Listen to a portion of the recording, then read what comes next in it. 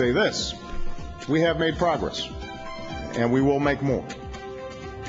Welcome back to Hardball. That was President Obama speaking to gay rights activists today at a White House event honoring lesbian, gay, bisexual, transgender Pride Month. Many activists are frustrated with the president's lack of movement on repealing the Defense of Marriage Act and the military's Don't Ask, Don't Tell policy. So is President Obama breaking his campaign pledges to some of his most faithful supporters? Democratic Congressman Polis of Colorado is one of the first openly gay members of Congress to get elected running as an openly gay American. Congressman, thank you for joining me. I want to start off with another quote the president said today, which seems to be went a little bit farther on Don't Ask, Don't Tell than we'd heard before. Take a listen. I believe Don't Ask, Don't Tell doesn't contribute to our national security. In fact, I believe preventing patriotic Americans from serving their country weakens our national security. My administration is already working with the Pentagon and members of the House and the Senate on how we'll go about ending this policy, which will require an act of Congress. Now, someday, I'm confident we'll look back at this transition and ask why it generated such angst. But as Commander-in-Chief, in a time of war, I do have a responsibility to see that this change is administered in a practical way and a way that takes over the long term. That's why I've asked the Secretary of Defense and the Chairman of the Joint Chiefs of Staff to develop a plan for how to thoroughly implement a repeal. Congressman, simple question. Is that enough? Look, I mean, this is a policy that continues to weaken our military every day it's in existence. I mean, how much sense does it make to spend hundreds of thousands of dollars training a good soldier only to discharge them just because of who they choose to date? I'm proud to take Obama at his word today. I think he's going to be moving to end this policy, and the sooner we can do it, the better we'll be able to secure the interests of our nation abroad. Now, he has made this distinction that this has to be done through Congress. There has been some legal analysis that says, you know what, he could stop the discharges immediately through an executive order. You know, do you feel like he's waffling here a little bit by not immediately stopping these discharges with the power of the pen that he has? I think we're both in agreement that in the long run what we need to do is an act of Congress to put it in statute that people cannot be kicked out of the military merely because of their sexual orientation. I would like to see the president go a little bit further, and at least while we're discussing this issue and while we're working to enact this change, that we should suspend anybody being kicked out of the military over this.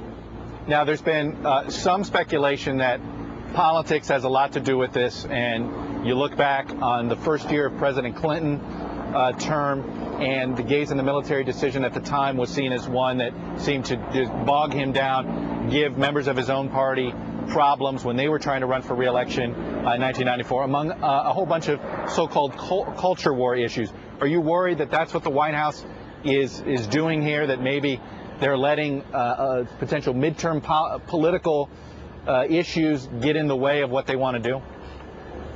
You know, this is really one of the least controversial issues that we're dealing with in Washington. I mean, we're talking about the energy issue, cap and trade, health care policy, universal care, even an issue like gay marriage. There's really fervent people on both sides of that issue. This is an issue allowing people to serve in the military, making sure we put our best foot forward. 70% of the American public believe we ought to do it. Even some of the authors of the initial policy, Colin Powell, Sam Nunn, have said it's time to change this policy. Really, the only area where I've seen any disagreement over this is under the Capitol dome, and I think we need to make a lot of progress on that, but the American people and the military are more than ready.